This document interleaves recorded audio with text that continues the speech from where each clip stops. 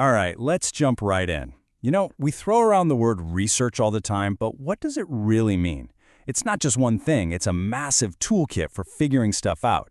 Today, we're going to unpack 3 really powerful ways to ask questions about our world, and I promise it'll change how you think about the whole idea of inquiry. So, when I say research, what pops into your head? For a lot of people, it's probably, scientists in white lab coats, crazy formulas on a chalkboard, or maybe someone digging through super old, dusty books. And look, that's definitely part of it, but it's not even close to the whole story. Real inquiry is way more dynamic and honestly a lot more accessible than we usually think. So here's our game plan. We'll start by looking at the shared blueprint that all good inquiry is built on. Then, we'll dive into our 3 lenses: traditional, action, and evaluation research. And finally, we'll talk about how you can actually put all this knowledge into action. Okay, so before we get into what makes these 3 approaches different, we gotta talk about what makes them the same. It turns out any kind of formal inquiry, no matter what its goal is built on the exact same foundation. You can think of it like the universal operating system for asking really good questions. These 4 steps you see here, this is basically the DNA of any solid investigation. It all starts with your purpose, like what are you actually trying to do here? From that, you build your specific research questions. Then you pick a method, your big picture strategy. And finally, you get into the real nuts and bolts, how you're going to collect your data and what you're going to do with it.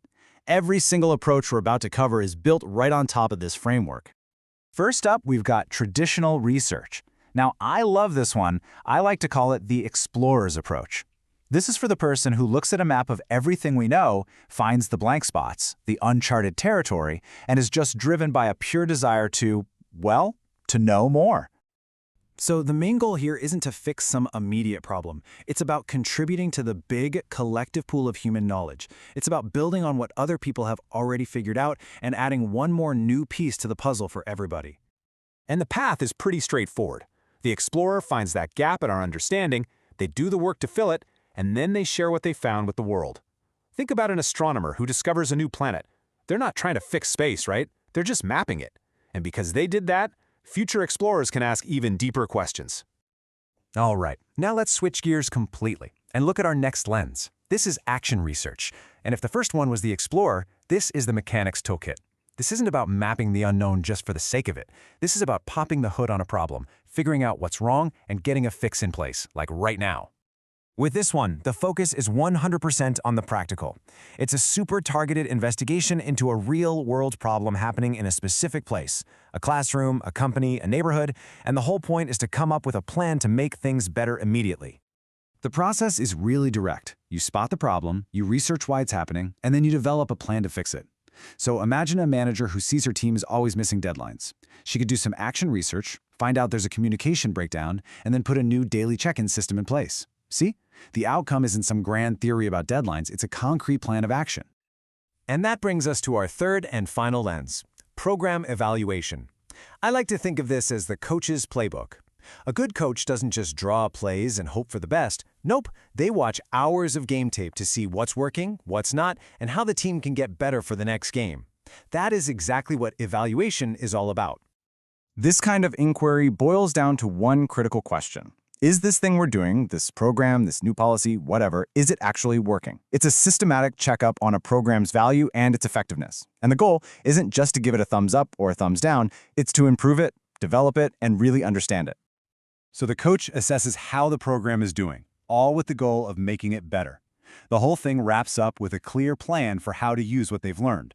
So, for example, a city might evaluate a new bus route. They'd look at the data, ridership, on-time performance, to decide if they should expand it, change the schedule, or maybe use those resources somewhere else. It's all about making smart, data-driven improvements. Okay, so we've met our explorer, our mechanic, and our coach. 3 totally different missions, 3 different ways of thinking, but they're all using that same core blueprint we talked about. Now, let's put them all side by side so we can really see how to pick the right tool for the right job. This table just lays it all out so perfectly. Just look at the primary goals. The explorer wants to contribute to knowledge. The mechanic needs to solve a practical problem. And the coach is there to assess a program's value. That goal then drives the key question they ask and, of course, the outcome. The explorer gives us a new theory, the mechanic delivers an action plan, and the coach hands over a report with clear recommendations. It all connects. So, why does any of this matter to you? Well, because once you understand these three lenses, you're just better equipped to think critically about, well, everything. When you read about a new study in the news or see a report at work, you can start to see the purpose behind it. It seriously empowers you to ask smarter, sharper, and way more meaningful questions.